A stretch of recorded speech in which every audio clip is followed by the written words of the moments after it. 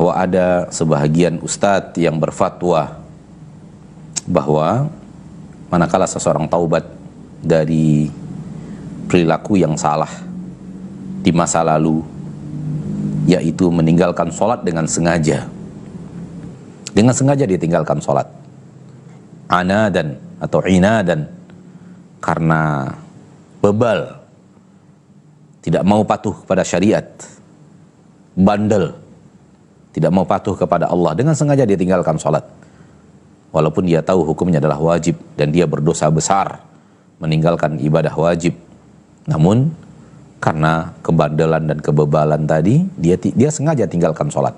Sekarang orang tersebut sudah merubah perilakunya menjadi perilaku yang taat dan patuh kepada Allah untuk menjalankan syariat sholat. Kaum muslimin bertanya, sebagian ustadz memfatwakan dia harus qadha sholatnya yang lama. Ya. Namun fatwa ini tidak berjalan di atas dasar ilmu yang sahih, karena tidak ada perintah qadha di dalam syariat Allah Subhanahu wa taala untuk orang yang seperti ini.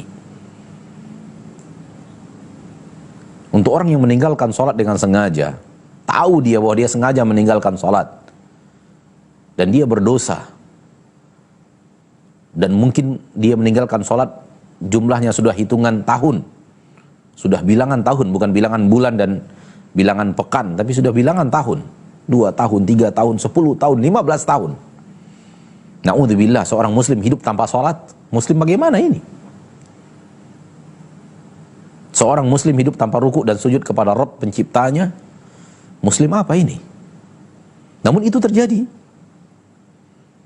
di tengah kita, di negeri yang kita cintai ini. Ya. Fatwa yang mewajibkan qadha, tidak ada satupun ayat atau hadis. Itu hanya perkataan seorang guru. Wallahu ta'ala alam. Ya, kita juga tanyakan masalah ini kepada para ahli ilmu, para ulama yang berkecimpung dengan hadis Nabi SAW, dan mereka menjawab bahwa tidak ada kewajiban untuk qadha di dalam syariat Allah. Mewajibkan sesuatu harus pakai dalil dari ayat Al-Quran atau hadis Nabi SAW. Oleh karena itu tidak ada qadha. Karena tidak ada qadha untuk hal yang seperti ini, maka pertanyaan kelanjutan pertanyaan dari saudara kita kadang tidak perlu.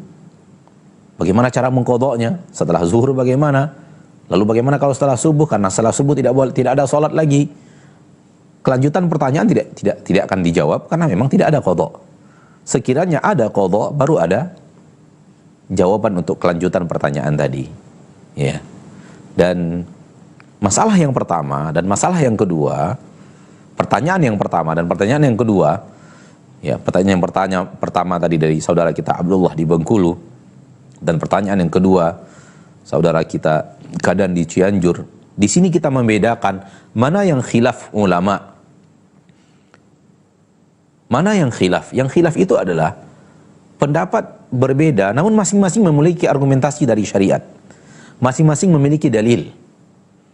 Pendapat yang pertama memiliki dalil, pendapat yang pertama memiliki dalil, pendapat yang kedua memiliki dalil.